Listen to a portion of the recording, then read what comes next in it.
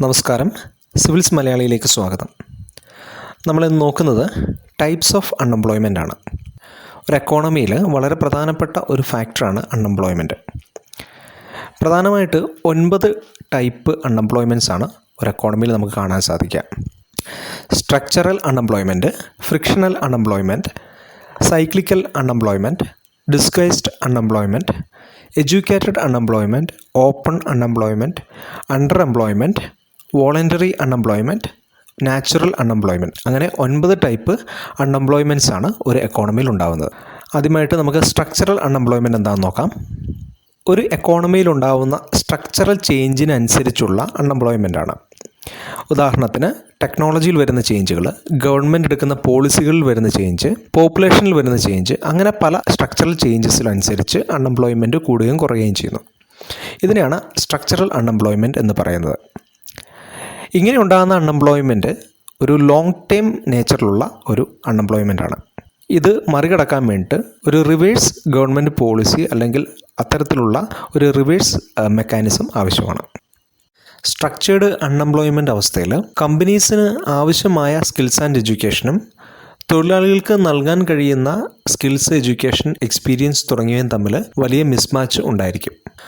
അടുത്തത് frictional unemployment. ഒരു തൊഴിലിൽ നിന്നും മറ്റൊരു തൊഴിലിലേക്ക് ഒരാൾ മാറുമ്പോൾ അതിനിടയിലുള്ള ഒരു ഇൻ്റർവൽ ടൈമിൽ ഒരു വ്യക്തി അൺഎംപ്ലോയിഡ് ആയിരിക്കും.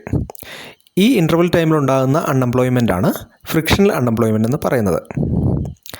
ഡെവലപ്ഡ് കൺട്രീസ് ആണെങ്കിലും ഡെവലപ്പിംഗ് കൺട്രീസ് ആണെങ്കിലും പുവർ കൺട്രീസ് ആണെങ്കിലും ഫ്രിക്ഷണൽ അൺഎംപ്ലോയ്മെൻറ്റ് എല്ലാ കാലത്തും എല്ലാ എക്കോണമിയിലും ഉണ്ടായിരിക്കും. അടുത്തത് സൈക്ലിക്കൽ അൺഎംപ്ലോയ്മെൻ്റ് ആണ്. ഒരു എക്കോണമിയിൽ ഉണ്ടാകുന്ന റിസഷനും എക്സ്പാൻഷനും അനുസരിച്ച് വ്യത്യാസം വരുന്ന ഒരു അൺഎംപ്ലോയ്മെൻ്റ് ആണ് സൈക്ലിക്കൽ അൺഎംപ്ലോയ്മെൻറ്റ് എന്ന് പറയുന്നത്. ഇതിനെ ഡിമാൻഡ് ഡെഫിഷ്യൻസി അൺഎംപ്ലോയ്മെൻ്റ് എന്നും പറയും.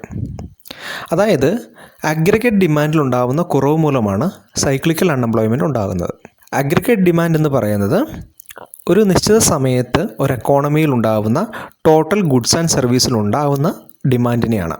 പൊതുവേ ഒരു എക്കോണമിക്ക് റിസഷൻ ഉണ്ടാകുമ്പോൾ സൈക്ലിക്കൽ അൺഎംപ്ലോയ്മെൻറ്റ് കൂടുകയും എക്കോണമി എക്സ്പാൻഡ് ചെയ്യുമ്പോൾ സൈക്ലിക്കൽ അൺഎംപ്ലോയ്മെൻറ്റ് കുറയുകയും ചെയ്യും. ഒരു എക്കോണമിയിലെ പോളിസികൾ നിശ്ചയിക്കുന്നതിന് വളരെ മേജറായിട്ടുള്ളൊരു ഫോക്കസ് ചെയ്യുന്ന ഒരു അൺഎംപ്ലോയ്മെൻറ്റ് കാറ്റഗറിയാണ് സൈക്ലിക്കൽ അൺഎംപ്ലോയ്മെൻറ്റ്. ഇനി ഡിസ്ഗൈസ്ഡ് അൺഎംപ്ലോയ്മെൻറ്റ് എന്താണെന്ന് നോക്കാം. പേര് സൂചിപ്പിക്കുന്നത് പോലെ തന്നെ ദൃശ്യത്തിൽ ഒരു വ്യക്തി എംപ്ലോയ്ഡ് ആയിരിക്കും, പക്ഷേ അയാളുടെ പ്രൊഡക്ഷൻ എന്ന് പറയുന്നത് 0 ആയിരിക്കും. ഒരു ഉദാഹരണം എടുത്തു കഴിഞ്ഞാൽ ഒരു കൃഷിയിടത്തിൽ 10 പേര് ജോലി ചെയ്യുന്നുവെന്ന് നമ്മൾ വിചാരിക്കുക. ഈ ഒരു 10 പേര് ജോലി ചെയ്യുമ്പോൾ ഉണ്ടാവുന്ന പ്രോഡക്റ്റ് എന്ന് പറയുന്നത് ഒരു ചാക്ക് അരിയാണെന്ന് വിചാരിക്കുക. എന്നാൽ 5 പേരെയും കൂടെ അഡീഷണലി നമ്മളവിടെ ജോലിക്ക് നിർത്തുന്നു. പക്ഷെ 15 പേര് ജോലി ചെയ്യുമ്പോഴും ഈ ഒരു ചാക്കരി എന്ന് പറയുന്ന ആ ഒരു പ്രൊഡക്ഷനിൽ വ്യത്യാസം വരുന്നില്ല. അപ്പോൾ ദൃശ്യത്തിൽ 15 പേര് ജോലി ചെയ്യുന്നെങ്കിലും അതിൻ്റെ പ്രൊഡക്ഷനിൽ നില്ലായിരിക്കും. അതായത് കോൺട്രിബ്യൂഷൻ എന്ന് പറയുന്നത് നില്ലായിരിക്കും. അങ്ങനെ ഈ 5 പേരുടെ മാർജിനൽ പ്രോഡക്റ്റ് 0 ആയിരിക്കും. അപ്പോൾ അതിനെയാണ് നമ്മൾ ഡിസ്ഗൈസ്ഡ് അൺഎംപ്ലോയ്മെൻറ്റ് എന്ന് പറയുന്നത്.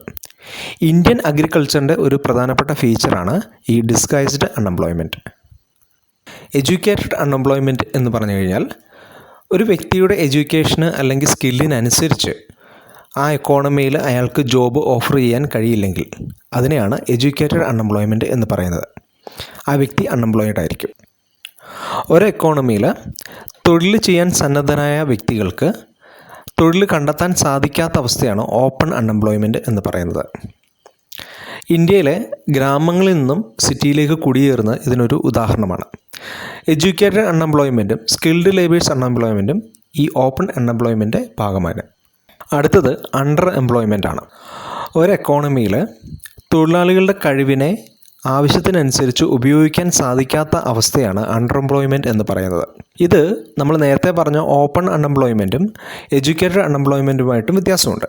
കാരണം അണ്ടർ എംപ്ലോയ്മെൻറ്റ് എംപ്ലോയിഡ് ആയിട്ടുള്ള തൊഴിലാളികളിലാണ് നമ്മൾ കൺസിഡർ ചെയ്യുന്നത്. പൊതുവേ എക്കോണമിക് റിസഷൻസ് ഉണ്ടാകുമ്പോഴും മറ്റ് പല ഫാക്ടറികളുമാണ് നമുക്ക് ഇങ്ങനെ ഒരു അണ്ടർ എംപ്ലോയ്മെൻറ്റ് സ്റ്റേറ്റ് ഉണ്ടാവുക. ഇനി വോളണ്ടറി അൺഎംപ്ലോയ്മെൻറ്റ് എന്താണെന്ന് നോക്കാം.